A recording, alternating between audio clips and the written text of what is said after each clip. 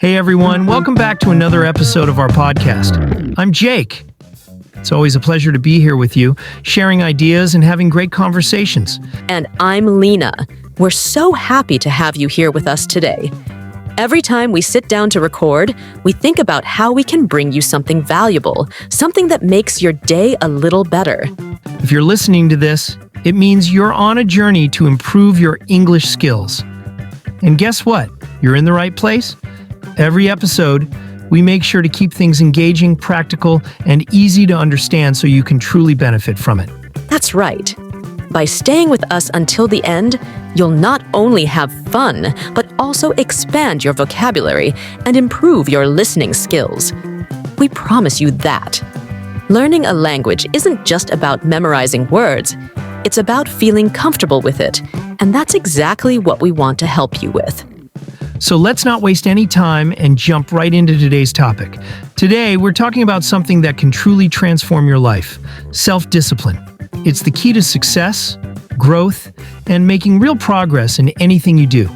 Jake, have you ever struggled with self-discipline? I mean, have you ever had those moments where you knew what you had to do, but you just couldn't get yourself to do it? Because I've definitely been there. And I know I'm not alone in this. Oh, absolutely. I think we all have at some point. It's so easy to get distracted, especially when you have Netflix, social media, and a comfortable couch calling your name. You tell yourself you'll just check one message, and before you know it, an hour has passed, and you haven't done anything productive. I know exactly what you mean. I used to have a terrible habit of procrastinating. I would always say, I'll start tomorrow. But tomorrow never really came. I would plan things in my head, but when the time came to actually do them, I would find an excuse to delay it. It became a cycle, and breaking that cycle wasn't easy. Been there, done that. But I realized that self-discipline is like a muscle. The more you train it, the stronger it gets. At first, even small tasks feel exhausting. But if you push yourself to be consistent, over time, things that once felt impossible become part of your routine. That's a great way to put it. For me, everything changed when I started setting small, achievable goals. Instead of saying, I'll work out for an hour every day, I started with just 10 minutes. That way, I didn't feel overwhelmed, and once I got started, it was much easier to continue. It's funny how our brains work. Once we get past that initial resistance, things become so much easier. That's smart. A lot of people think discipline is about being tough on yourself. But actually, it's about being smart and consistent. If you force yourself into extreme routines, you'll burn out quickly. Instead, you have to find a way to make discipline work for you, not against you. Exactly. I also learned that self-discipline isn't about motivation. Motivation comes and goes. Discipline is what keeps you going when you don't feel like it. There were so many times when I didn't feel motivated to study, work out, or complete a project. But I reminded myself that my future self would thank me for it. That's so true. I once heard this quote: "Discipline is doing what needs to be done, even when you don't feel like doing it." It really stuck with me because it made me realize that waiting for motivation is a trap. If you only work when you feel like it, you'll never make real progress. I love that. Do you have any personal strategies that help you stay disciplined? Because I know a lot of people struggle with this, and sometimes they just need a simple, practical approach to get started. One thing that works for me is creating a routine. I set specific times for things like work, exercise, and even relaxation. It removes the decision-making process, so I don't waste energy thinking about whether or not I should do something. If I wake up and my schedule says, work out at 7 a.m., I just do it without questioning myself. That's a great tip. I also use the 5-minute rule. If I don't feel like starting something, I tell myself I'll just do it for 5 minutes. Most of the time, once I start, I keep going. It's like tricking my brain into getting started, because the hardest part is always that first step. I love that.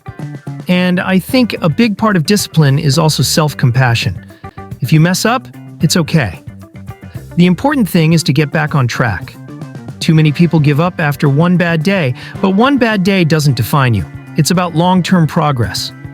Absolutely. Progress is never a straight line. It's about showing up every day, even if it's just a little bit. You don't have to be perfect. You just have to keep moving forward. That's the real secret to success. Jake, have you ever been afraid of failing? I mean, really afraid. Like, so afraid that it stopped you from even trying? Because I know I have, and I think a lot of people can relate to that feeling. There were times when I had a great idea or a big goal, but the fear of not succeeding made me hesitate. I would tell myself, what if I mess up? What if I embarrass myself? And before I knew it, I had already talked myself out of even trying. Oh, absolutely. I think everyone experiences that at some point, whether it's in school, work, or even personal projects. The fear of failure can be so strong that it makes us doubt ourselves, even before we begin. I remember when I wanted to start learning a new skill, public speaking. I was so afraid of looking silly in front of people that I avoided every opportunity to practice. I kept telling myself, I'll do it when I'm more prepared. But the truth is, I was just letting fear hold me back. Exactly. I remember a time when I wanted to start a new project, but I kept hesitating. I wasn't sure if I would be good enough, and that fear held me back for so long. I kept thinking, what if people judge me? What if I put in all this effort and it doesn't work out? The worst part was that I hadn't even tried yet. It's crazy how our minds can create so many negative scenarios before anything even happens. I totally get that. But you know, I've learned that failure isn't the opposite of success. It's part of it. Every successful person has failed many times before getting to where they are now. Think about athletes, entrepreneurs, artists. None of them got everything right on the first try. They learned, they adjusted, and they kept going. If you let failure stop you, you're missing out on all the opportunities that come from learning and growing. That's so true. I once read that Thomas Edison failed over 1,000 times before inventing the light bulb.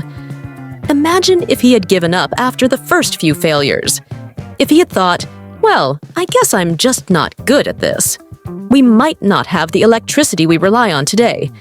That really changed my perspective on failure. Instead of seeing it as the end, I started seeing it as just another step in the process. Exactly. The problem is that we often see failure as something negative, but in reality, it's just feedback. It shows us what doesn't work, so we can find what does.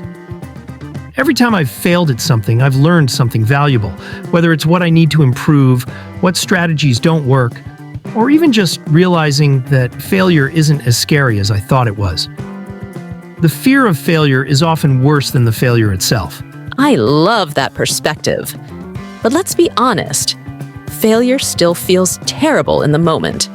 How do you personally deal with it? Because I know a lot of people, including me, struggle with handling the emotions that come with failure. Sometimes it feels like a personal attack, like proof that we're not good enough. For me, it's about changing the way I think about it. Instead of seeing failure as proof that I'm not good enough, I see it as a lesson. Every time I fail, I ask myself, what can I learn from this? That simple question shifts my focus from feeling bad to improving myself. I also remind myself that failing at something doesn't mean I'm a failure. It just means I'm learning. That's a great mindset. I've also started reminding myself that failure is temporary. Just because I fail today doesn't mean I'll fail forever.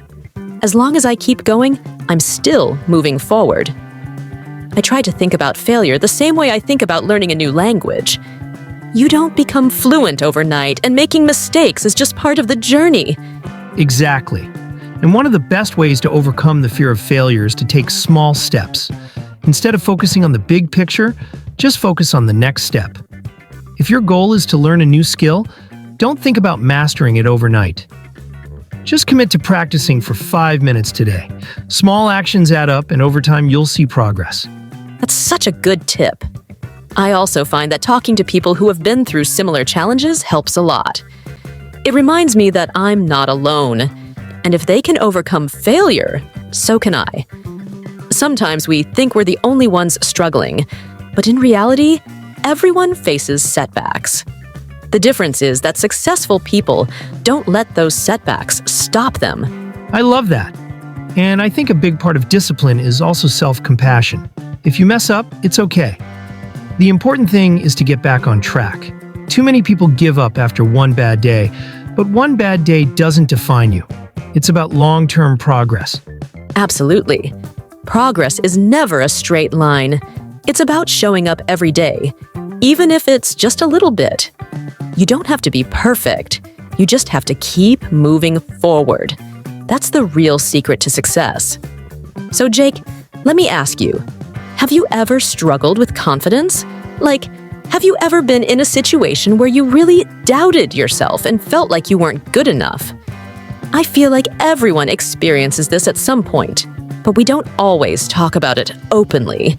Sometimes we look at confident people and assume they've always been that way. But in reality, they've probably gone through the same struggles as us. Oh, definitely. I think everyone has been there at some point. There have been so many times when I felt like I wasn't smart enough, talented enough, or experienced enough to do something. I remember when I had to give my first presentation in front of a big audience. My hands were shaking, my heart was racing, and I kept thinking, what if I forget everything? What if I make a mistake and embarrass myself? That fear almost made me back out. But I pushed through it. And you know what? Even though I stumbled over a few words, nothing terrible happened. In fact, after I finished, I realized it wasn't as scary as I'd built it up to be in my head. Wow, I can totally relate. I used to struggle with confidence a lot, especially when it came to trying new things. I remember when I wanted to start learning a new skill, public speaking, for example. I kept telling myself, I'm just not good at this, and I avoided every opportunity to practice. But the funny thing is, the more I avoided it, the worse I felt. It was like a cycle. Fear stopped me from trying, and because I never tried, I never improved. Eventually, I realized that my lack of confidence wasn't because I was bad at it. It was because I never gave myself the chance to get better. When I finally pushed myself to speak in front of a small group, I was nervous, but I survived. And over time, it became easier. That's such an important realization. A lot of people think that confidence is something you either have or you don't. But that's not true. Confidence isn't something you're born with. It's something you build through experience. The more you do something, the more comfortable you become with it. And that's when confidence starts to grow. I've noticed that even small victories, like successfully handling a tough conversation or learning a new skill, add up over time. Every little step we take makes us stronger, even if we don't notice it right away. I think if more people understood this, they wouldn't be so afraid to start. Exactly. I like to think of confidence as a muscle. If you don't use it, it stays weak. But if you challenge yourself, even in small ways, it starts to get stronger. I used to be terrified of speaking up in meetings, so I started by saying just one sentence. Then the next time I said 2 sentences. Over time, I became more comfortable, and now speaking in front of people doesn't scare me as much as it used to. Of course, I still get nervous sometimes, but I've learned that confidence isn't about never feeling fear. It's about not letting fear stop you. And the more I challenge myself, the more I realize I'm capable of things I once thought were impossible. That's such a great example. It's all about taking small steps. A lot of people think they need to feel confident before they take action, but actually, it's the other way around. You have to take action first, and confidence follows. If you wait until you feel 100% ready, you'll probably never start. I've seen this with so many people, especially when it comes to learning new things. They're afraid to speak a new language because they don't want to make mistakes. But the only way to improve is by practicing. If you don't start, you stay stuck in the same place. If you enjoyed this podcast, give us a like, subscribe to the channel, and share this with someone who needs a little extra motivation. Small actions like these really help us keep creating valuable content for you.